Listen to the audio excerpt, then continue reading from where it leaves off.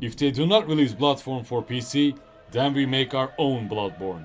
That's what Overborder Studio had in mind when they developed Thymesia, I guess. Hello everyone, it's ArcadeNaut here, and I'm here to talk about Thymesia after completing its every mission and sub-missions around in 10 hours, achieving both the worst and the best ending. If you played Bloodborne or played a Souls-like experience like Bloodborne, then Thymesia might interest and please you. Published by Team 17, the team behind Blasphemous, Narita Boy and Neon Abyss, Thymesia can be bought on PlayStation 5, Xbox Series X, Nintendo Switch and also on Steam. It's a blend of both hack and slash and Souls-like, having parry element close to Sekiro and a fast gameplay mechanics and concept that resembles Bloodborne. In Thymesia we find ourselves as Corvus, an alchemist, or rather let's say a plague doctor who is trying to cure a kingdom that is destroyed by a plague.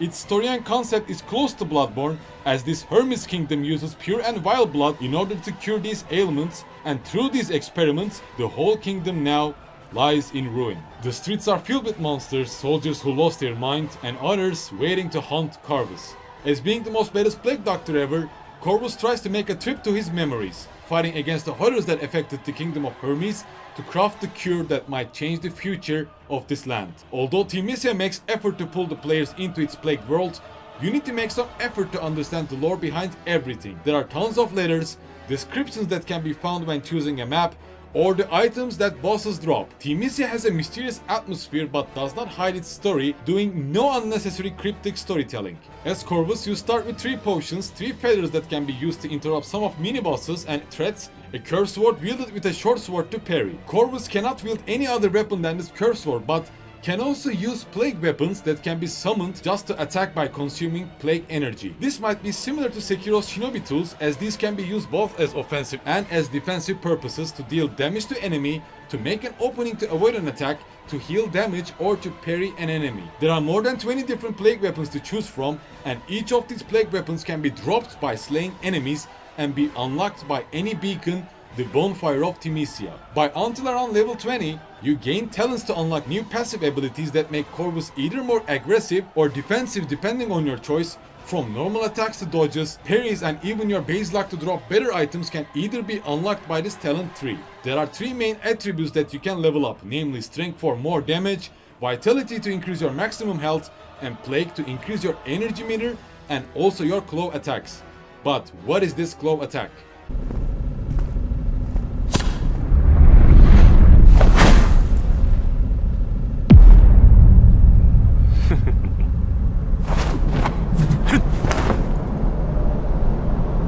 First of all, Thymesia has a different combat system than any other Souls-like. A little close to Sekiro's posture system, when Corvus inflicts a damage, your enemy loses a percentage of health, but also you will see a green meter appearing. So when you deal a damage or parry an attack, you also inflict wound damage that can also be harmed with claw attacks, which shows itself as a very important mechanic of Thymesia. Either by a boss fight or a normal encounter, it doesn't matter. You attack or parry to inflict wound and normal damage to the health pool, and then do claw attacks to deal damage to enemy's wound pool so that the enemy cannot heal its wounds. If you understand this mechanic of doing normal and then claw attacks, you will grasp the basic logic of Thymesia. As a side note, if you do a charged claw attack to any enemy, you will also steal their plague weapon attack that can be used without consuming any kind of energy, as these attacks can stagger, knock back, or interrupt their movements also. I believe all of these mechanics bear no importance if the level design or atmosphere or the color palette is somewhat off.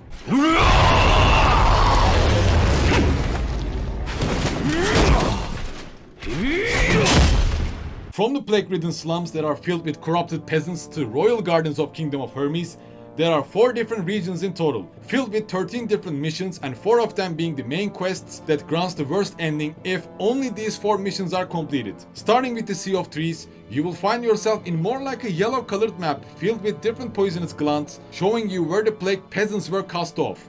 After that comes a royal garden, filled with crystals and blood that were used for alchemy experiments, covered with more red atmosphere. Third region, the Hermes Fortress, can be summarized as the first map of Demon Souls, Boleteria, mixed with the main city of Bloodborne, Yharnam, filled with the Knights of Kingdom of Hermes. With these 13 missions, as I mentioned before, 4 of them are main missions, and from 9 of these, only 4 of them has a boss that can unlock items for different endings. To be honest, as a short Souls-like experience, I didn't quite get why Thymesia has added side quests to these maps, as these can be played also as main missions filled with bosses or story related items that will not make it feel like artificial game length in general. But the bosses that can be found by these subquests are also fun and challenging, especially my favorite boss Urt can be found by Hermes Fortress's subquest. Besides Urt, the first main boss of Thymesia, Odur, was also quite appealing both in terms of design and gameplay challenge. I really just liked it. Especially Odur felt like a Genichiro of Sekiro, as it makes you grasp the whole parry, dodge and claw mechanic by pushing your limits. Two of the remaining bosses kinda felt like Dragon God of Demon Souls and the Bed of Chaos of Dark Souls, and the rest are mostly decent boss fights. But right at this point, I wish that Thymesia had more maps or content, as I felt like I grasped Thymesia's gameplay logic at that point and made my own build that I feel comfy with around level 25. But then I beat the game with one of the most anticlimactic boss fights of Souls-like genre. Even this Urt boss fight felt more tense, challenging than the last boss, so that was a bit heartbreaking for me here.